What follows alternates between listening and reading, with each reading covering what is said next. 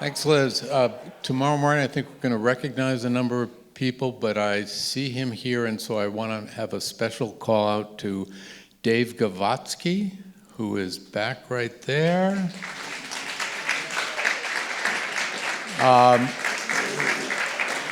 Thank you, Dave. This is truly important. Dave was a member of the steering committee for this conference, but he is the central, not the only, but he is the central institutional memory from 2 years ago, the last Old Growth Conference. He was the driving force and did so much. He's also evidence that you survive leading one of these conferences, and so, yeah. Liz will be here in 2 years, so, okay. Unambiguously, you don't need to go someplace when you check out, but you do need to leave tomorrow. So I'm not sure Liz made that clear.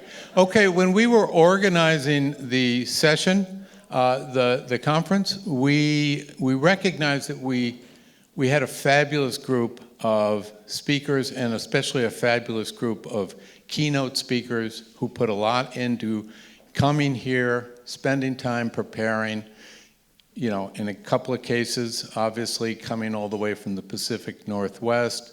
And we wanted to be able to take as much advantage of them as possible and to give them a chance to really interact with us. And so our hope was that we could convince them to come together to share their thoughts, both with us and among each other, within the group, and ask a few questions of each other, but also be interactive with the audience. And so independently, without actually kind of running through that design with them, they came up with exactly the same thought.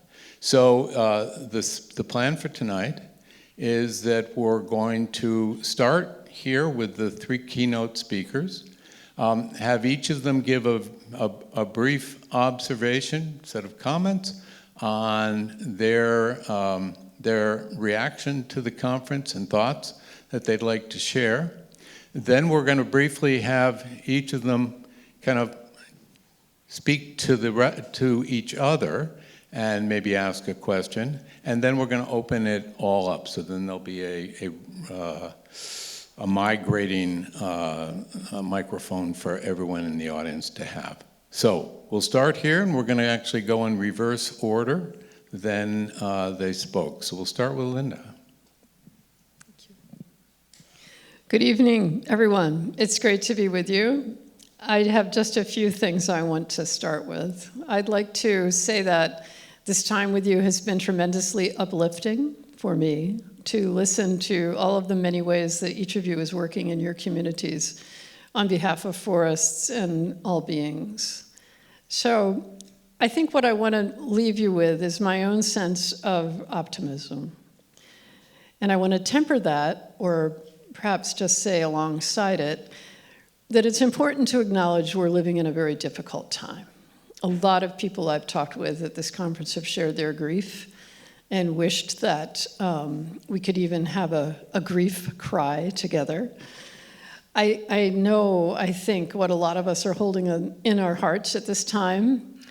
And so I wanted to offer to you something that's been helpful to me in a 40-year career as a daily newspaper reporter, as an environmental reporter, 27 of those last years at the Seattle Times. So what are you covering? You're covering very often things that are falling apart, things that just burned, things that just flooded, things that were just dammed, etc. And people often say to me, how do you do that? How do you keep your spirit going? And honestly, for me, I suspect it's the same thing that keeps a lot of you going. It's faith in nature itself. This incredible, indomitable, yes, fragile, but beyond our even knowing or understanding force. I want to share with you some of what I've witnessed in the recovery of nature, even in terribly abused places. let's talk about the Elwha River, which was dammed. Yes, the Elwha River, 5 miles from the river mouth back in 1900, just to make hydropower to try to create a pulp and paper industry in a city called Port Angeles. And so the Elwha River was home to one of the most magnificent salmon and steelhead runs really anywhere, and also a place of crucial cultural importance to the lower Elwha Clallam tribe. And for the next 100 years, the river was completely blocked without any fish passage, and slowly the salmon run started to die. And it was the Elwha Clallam tribe that came forward with the not idea, but insistence of dam removal when the Federal Energy Regulatory Commission permit for that dam came due. And what happened next is something that I find incredibly uplifting, which is that the Congress passed an act, a Fisheries Recovery Act, to call for the complete removal of not only that dam, but the other one above it, and that was in 1992. And then it became more difficult because people had doubts. They weren't so sure. There was a turnover in Congress. It was suddenly Republican. There was a lot of walking back. It took until the Obama administration to finally have enough money to take the first dam down. And what happened next with that dam removal, and then the one after it, was an incredibly rapid recovery of that river. Faster than any of the scientists expected, faster than any of us ever would have anticipated. And I can tell you now, just a little over 10 years later, that not only do we see a recovery of the salmon in the river, we're starting to see, I love this, cougars catching coho out of that river. The dippers, which is a magnificent American songbird that is an aquatic songbird, the only one we know, are starting to bear double clutches of young because they're eating all those fabulous coho eggs. They don't even bother to migrate anymore. They're bigger in body size. To me, this is tremendously uplifting because what it shows us is that when we give nature that chance, nature will respond. You don't have to wonder. You don't have to worry. It's going to happen. Now, fair enough, I live in a place where algae and moss will grow on the roof of your car if you don't do something about it. But it is also true that there is a tremendous faith that you can have in this place that has always been here for us. And so now it is our turn to be here for the earth. And I want to leave you with a poem, actually. This is a poem that was gifted to me recently, and it means a lot to me in this moment, and so I want to share it with you. Clarissa Pinkola Estes. Do not lose heart. We were made for these times. Yes, for years we have been learning, practicing, been in training for, and just waiting to meet on this exact plane of engagement. I recognize a seaworthy vessel when I see one. There have never been more able vessels in the water than there are right now across the world. And they are fully provisioned and able to signal one another as never before in the history of humankind. There will always be times when you feel discouraged. I too have felt despair many times in my life, but I do not keep a chair for it. I will not entertain it. I do not allow it to eat from my plate. I hope you will write this on your wall. When a great ship is in a harbor and moored, it is safe, there can be no doubt. But that is not what great ships are built for.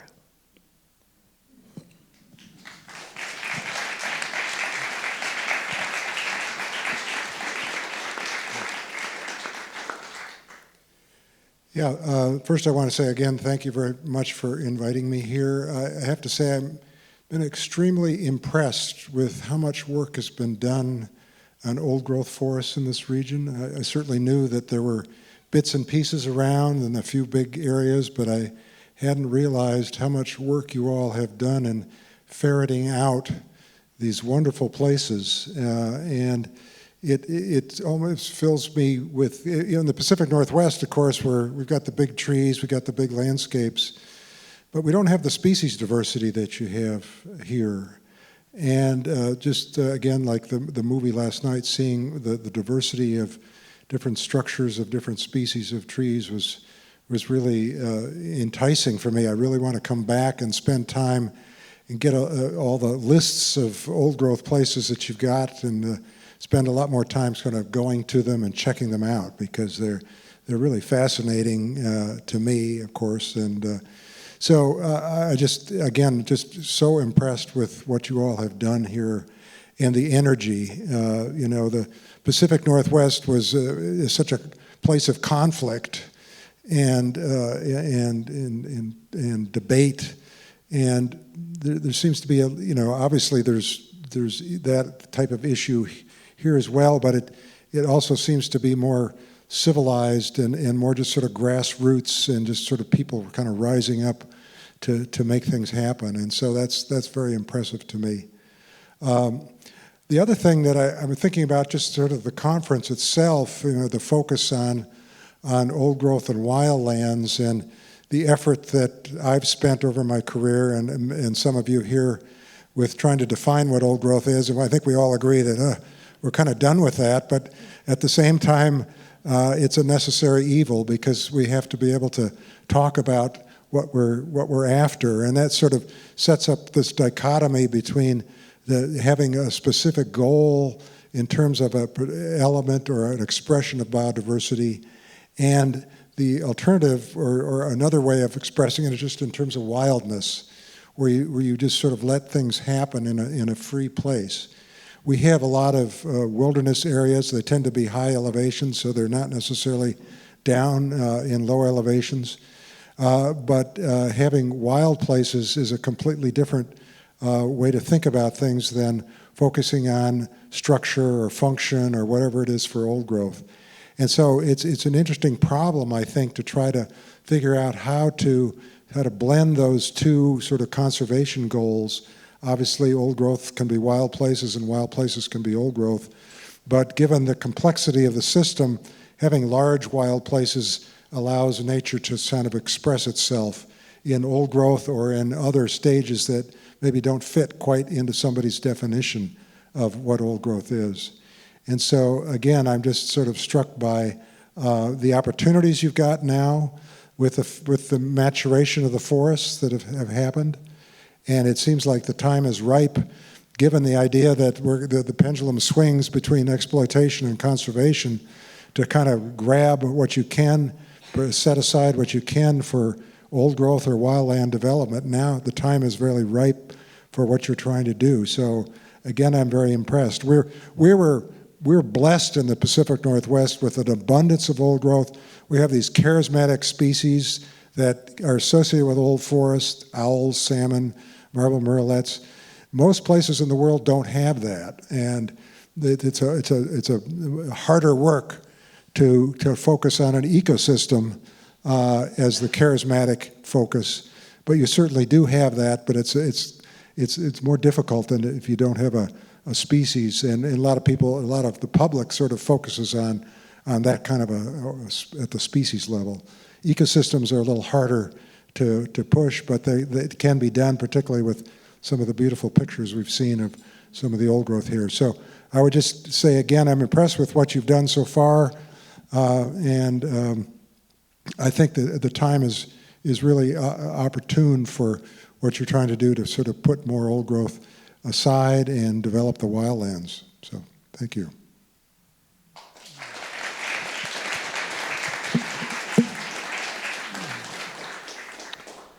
Well,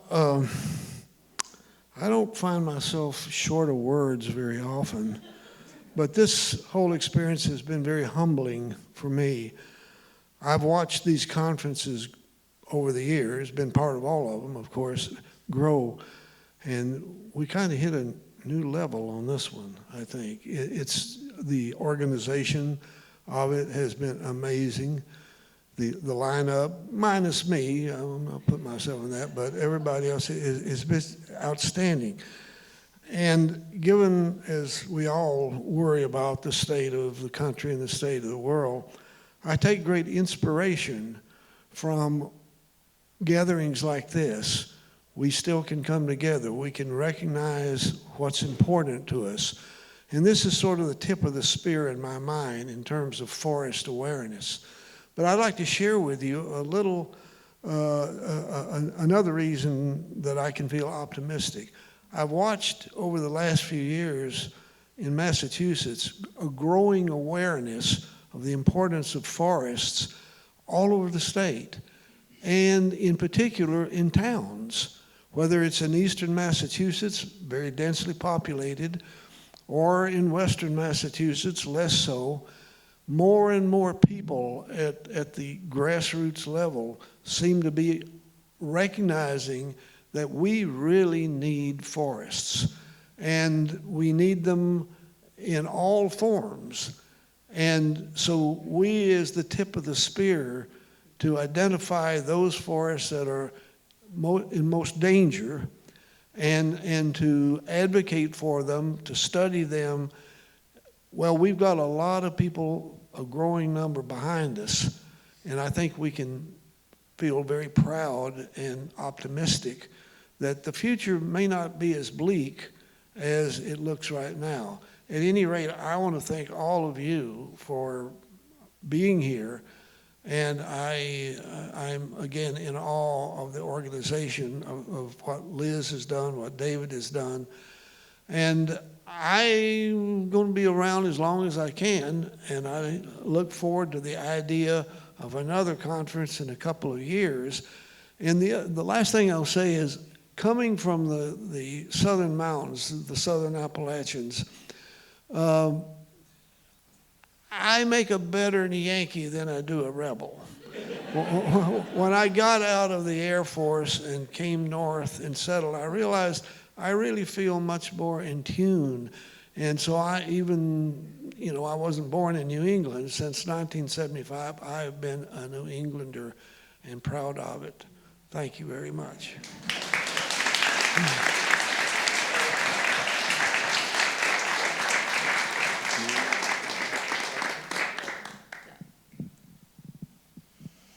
So my question is for Bob, actually.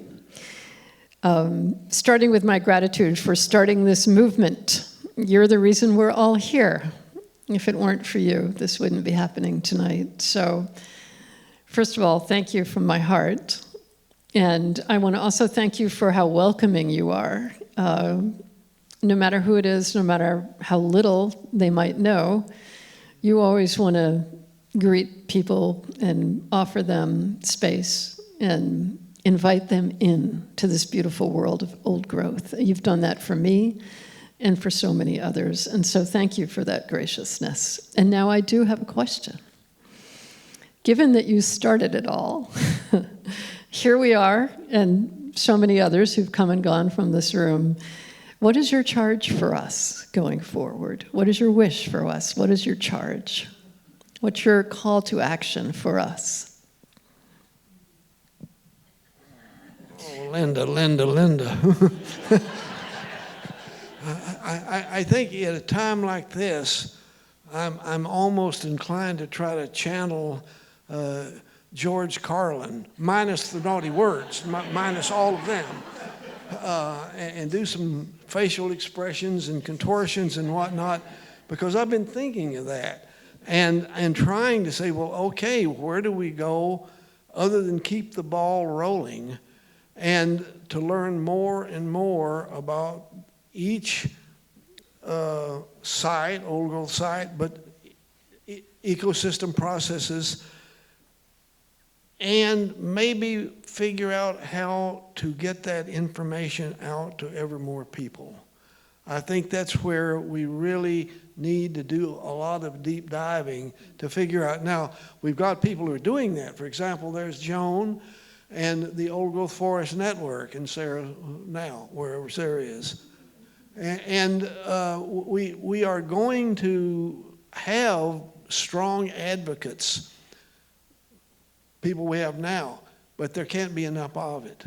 We really have to brainstorm, we have to act locally, we have to keep the ball rolling. It can't just be an event and then we sort of sit back. So I would say going forward, and that was one of the things that David really has been such a leader on. How do we actually communicate all this and get things started at local levels? And I've been very fortunate in that I'm a part of a group called the Minerva Action Group. And Bill Muma is part of that and actually probably the head of it. But we're working with municipalities, and they're usually it's a town forest or something. They want to know, is this important? What value does it have? And this has opened up a whole new world for me to explore it in terms of its value, carbon-wise, wildlife-wise, everything. It's another opportunity. Well, let's all be advocates for all forests. And as we go forward, whether you have an old growth forest or not, locally, you've got some place in your county, or if you haven't, that could become an old growth forest. I have the person that you want to meet right over there, Joan Loaf. What a visionary, wonderful idea to establish an old growth forest in every county that has a forest. Well, let's just find out how to do more and more of that sort of thing. How did I do? That was great. That was great. Tom, go ahead. Yeah, sure. You ask the question and then I'll circulate a mic. Okay, so a question of anybody. I'll ask a question of Lynda. It's a little bit like the question you asked Bob, given that your expertise in communication with media of various kinds, what would you recommend? And is there a possibility or an opportunity to use this conference as to tell a story about this conference in a letter to the New York Times, or I don't know what, or something. I don't know what do you see as some opportunities for broader communication about this type of energy and focus? Well, as it happens, I have some plans. I am going to be doing a story From the Ground Up from this conference, and it's already gelling in my head, and I absolutely cannot wait to write it. But I also have other plans beyond that. I mean, I want to exhort each and every one of you to tell your story. There's really nothing more powerful than story. It's as old as the campfire. It is our deeply human gift. If there are other people you can bring into your quest for wildlands, your love for wildlife, your work on behalf of trees, grow the circle, make it bigger, tell your story, take people on forest walks.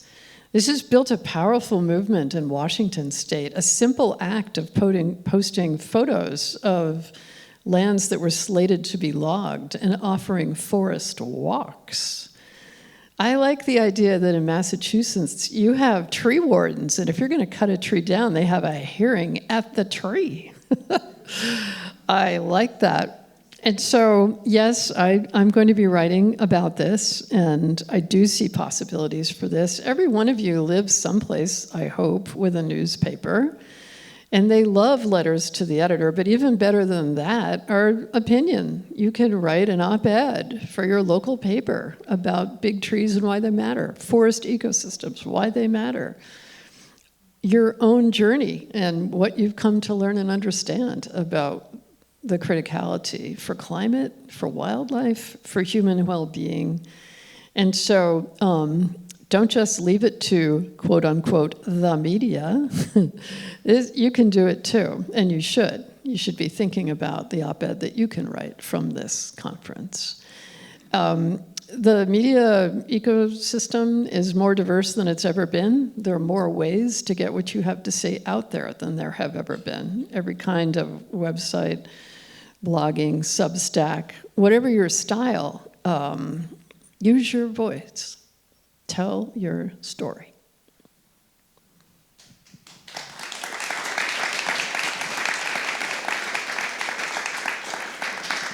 Okay, let me circulate the mic to anyone who would like to share a comment. I see one back there, or a question for the keynote speakers. Thank you. Yeah, I'm just curious, especially about like what y'all are saying, right? We have this kind of bipartisanship happening, and so I would love to hear a story from any of you or all of you about a success where both sides have come together, because I think we can all agree that environmentalism isn't a bipartisan issue, but it is politicized as such. So I'd love to hear about a success that you have seen in your wonderful careers for that. Yeah, well, there's big successes and there's little successes, and I'll just relate one story that I think might be a success, maybe one person's success, I don't know. After the Northwest Forest Plan, we were occasionally giving presentations on the plan and its basis, and one of our presentations was in Philomath, Oregon, which is a small logging town near Corvallis, and we were giving a presentation to the Western Oregon timber supporters, and this is not the loggers themselves, but it's the families of the loggers, and of course, many of them were pretty upset with the plan and what they said the scientists had done, even though, you know, as I mentioned this morning, the president chose the plan. We tried to stay a little bit back from direct causation of it, but certainly we were associated with it. And as I was talking about what we were seeing, a woman stood up in the back and said, "Why do you scientists base all your work on lies?" And it sort of took me back a little bit, and then I said, well, you know, in science, we sometimes view those lies as hypotheses, and that we try to put them out there and try to really see if they're true or not. And she was referring to the notion that spotted owls could nest and roost in parking lots. And so I was able to kind of explain a little bit the scientific process. I'm not sure how much I convinced her, but at least it sort of interjected the notion that we need science to really understand what's going on, and we need information. And so that's maybe success at a half-person level. Do you have one you'd like to share? Okay. I think for me, I would offer the success of an idea that started out as being regarded as just craziness, crazy talk, and that today has become extremely mainstream, and that's dam removal. So the OWA was the first, but since then there's been dam removal on the Condit. The Condit Dam has been taken down on the White Salmon, and most recently 3 very large dams on the Klamath River. So, and then there are many other dams that have come down in Washington and beyond, more than 1,000 by now, just in the last couple of years in our country.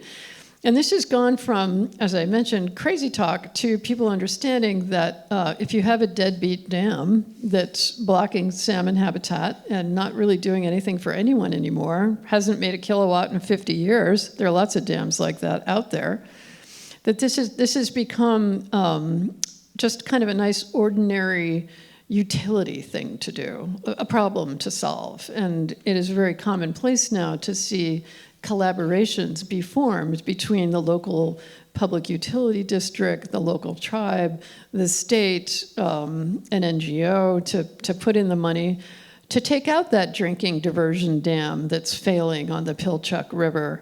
and allow Chinook salmon back into that river for the first time in 100 years. This kind of evolution, just in my time as a reporter, has been really heartening to see, to watch actual societal progress from an idea that was just pitched as unrealistic, could never do it, to let's solve it.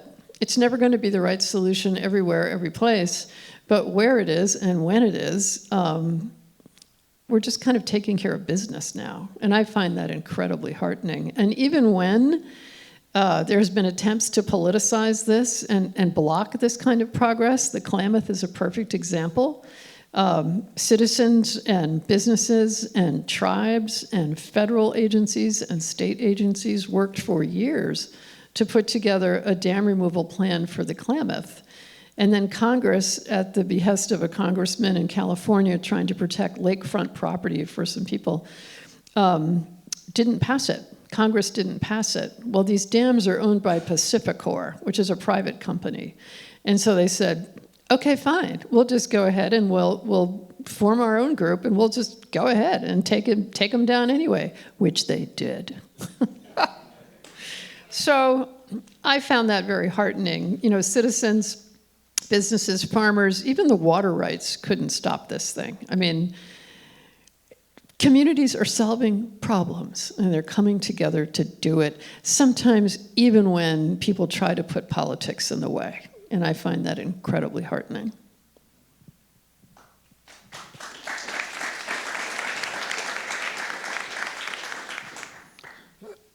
I was trying to think of one thing where would stand out, and I can't. What I do think of is as a success, in other words, is the faces on all the people that I've been privileged to lead or show, interpret forests, principally old growth, and watch the transformation and the curiosity grow and a feeling of connection to woods. So what that said is, if we get out there and we are advocates and we attempt to share with other people why these places are important, they get it, and it grows. And there's a little bit of showmanship in me, and so I tend to do some things out in the forest to get them to laugh or whatnot. But I feel optimistic then when I can say, okay, here's a person who started out and they really couldn't recognize or didn't know the different species of trees or where each fit in, what came from them. And as I would try to explain that, I would watch that transformation. We just have to keep doing that at all levels. Thank you.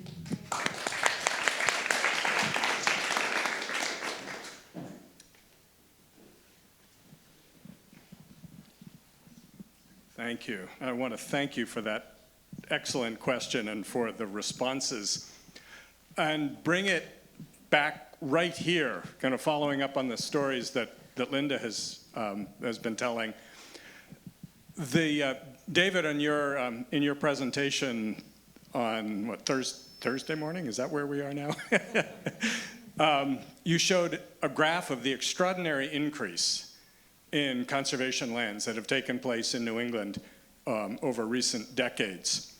And I want to say to everybody in this room, this has been happening.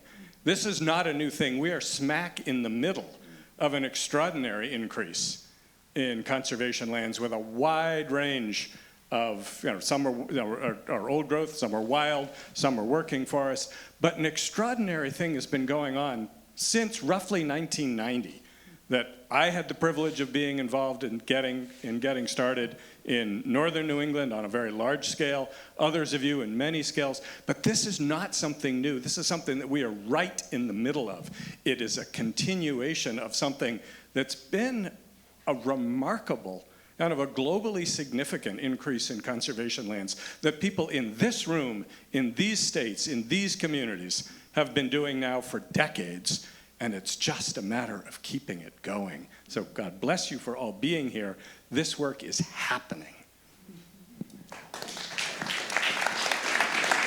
And if I can just add one thing today, the Appalachian Mountain Club mentioned that they acquired 29,000 acres of land in the 100-mile wilderness in Maine. So 29,000 acres.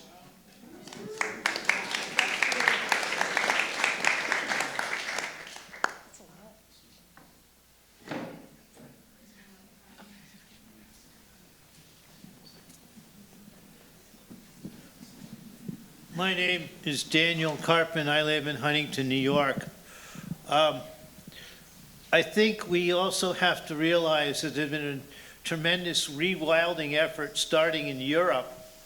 For example, in Scotland, trying to restore the forests there, in Ireland and other places that were terribly denuded by logging practice over the last 5,000 to 6,000 years since the Bronze Age. And some of this stuff is rather extraordinary, what is happening in Europe. And perhaps at the next symposium, we'd have some YouTube videos about what's going on in Europe.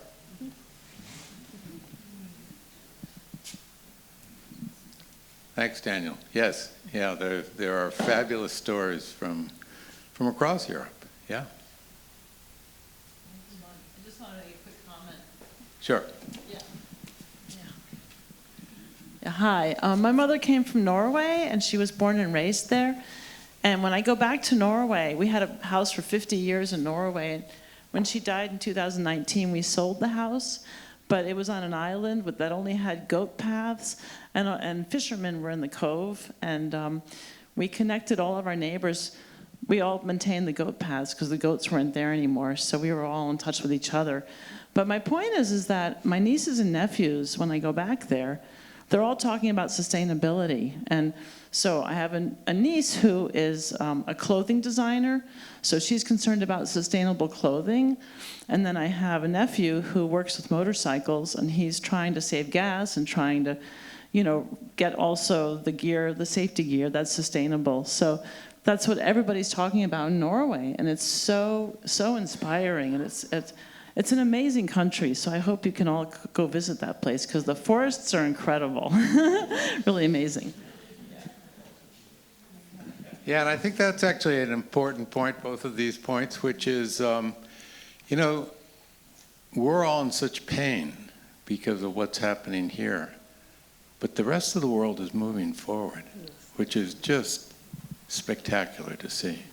Of course, it's scary because moving backwards is not the direction we should be going, and it's going to be that much harder to catch back up. Bill Muma.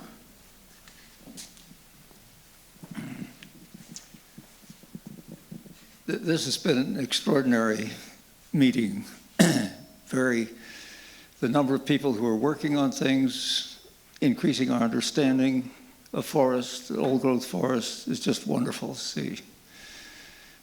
As a climate scientist, I tend to I come from an outside view of looking at the planet and the well-being of the planet. What I've been struck by is that forests have traditionally been considered as a natural resource. Natural resources are here to be utilized and exploited, and the decisions are determined by economics. But as a climate scientist, I see forests as one of the most important of many important ecosystems that are essential for the operation of the planet on which we live. I recently read a paper that made the point that all of human civilization has occurred since the end of the last ice age, in a period that we call the Holocene. And prior to the last ice age, humans were nomads. The climate was incredibly variable, uncertain, and people just couldn't settle down in one place and grow food. So the Neolithic Revolution, happened whatever, 9,000 years ago or something, after the Ice Age. Urbanization happened after that. All of what we think of as human civilization has occurred during that period.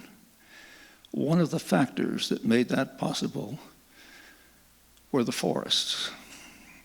The growth of forests managed the amount of carbon dioxide in the atmosphere to a level that was kept pretty steady during that time, making it possible. I believe those were old-growth forests, by the way, which makes me think we'd be a lot better off if we had more old-growth forests. So if we think of forests as essential for the well-being of the planet, it gives us a reason other than, well, that's your values and your opinion. My value and my opinion is different. That's a whole argument that isn't worth having, because you can never debate values, really, that makes anybody change their mind. But when you think about it in an existential way, it may make them think about it differently. And old-growth forests, getting back to having more of them, enough of them, is actually essential. Thank you.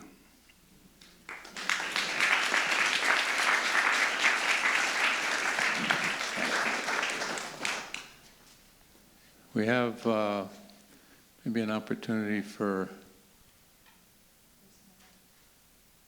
somebody's at our door. Oh, hello, you can come in.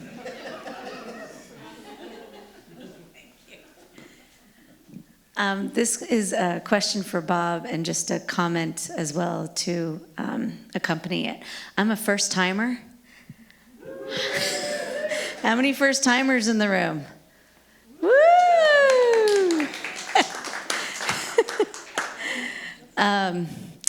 And I also was just curious about, the whole concept in political world right now is town halls. And I was curious if you've ever approached old growth forest ideology and concepts and the fact that they are so important in an actual town hall meeting. Bob? Not that I can recall in a town hall meeting. I tend not to be very nice in those kinds of gatherings, because in the political arena, I'm a lot blunter than I would be here. What I try to do is reach people in places where I think I can have the most impact. And so town halls where people are shouting and that sort of thing, that's not where I operate. So maybe I should. Maybe that's a challenge for me going forward, but I wish I could say I had. I was just curious, for those of us who may want to be empowered in those environments, to be brave, as somebody said in one of the presentations about being, I think it was Zach, who said being courageous. And then somebody said it shouldn't be courageous, it should be common sense. So anyways, I totally get that, what you're saying, because my town hall is very abrasive at frequent moments. But if it's on an agenda item, I'm kind of curious about that opportunity. And maybe, Lynda, you'd have some good language skills on that level as well. Going forward, I will consider that as a challenge that I will try to rise to.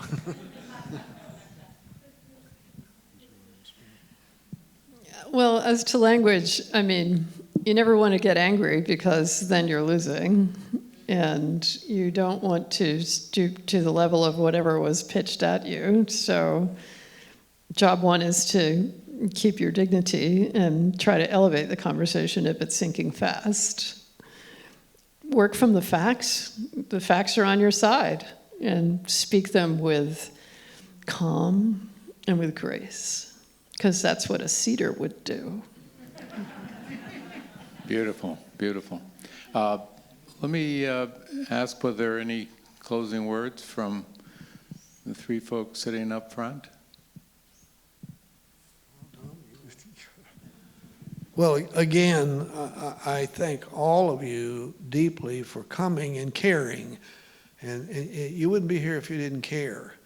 And over the years, I'm thinking back, there has been a growth, maybe an explosion of awareness and concern about forests that I have seen. And again, I see us at the spear point. We're really advocating for endangered, underrepresented, very important forests. And thank you for being a part of it all. Thanks, Bob. Yeah, this question and comment made me think of one thing that I'd like to leave with all of you as we come to a close, and that is that our group that helped to organize this meeting, this conference, is going to be regrouping and thinking about the future, and you'll hear more about that from Liz tomorrow morning. But one of the real questions for all of you to be thinking about and to give us feedback on, and you can reach out to any member of the steering committee or anyone you can grab or write to, is what more can we do with this conference? Are there ways to have a greater impact in a number of different directions, whether it's, as Bob says, reaching more people with the information and the science, as other people have suggested, being more effective in terms of reaching policymakers or other people in positions of to make decisions. One of the things that we tried very hard to do in this particular conference, for example, was we noticed that at the last conference there's relatively few participants who came from kind of small nonprofit organizations, land trusts and so on. And we tried to reach out to land trusts, and we were very fortunate to have people like Kristen DeBoer step up and actually talk about the experience of land trusts getting involved in advancing wildland conservation. And so if there are other suggestions like that that you have, things that we can do with this conference, we would love to hear from you. Let me just thank the keynote speakers. This was a fun evening to participate in. The whole conference has been an awful lot of fun, and thank you all for joining and sharing your thoughts. We'll see you tomorrow morning. Thanks.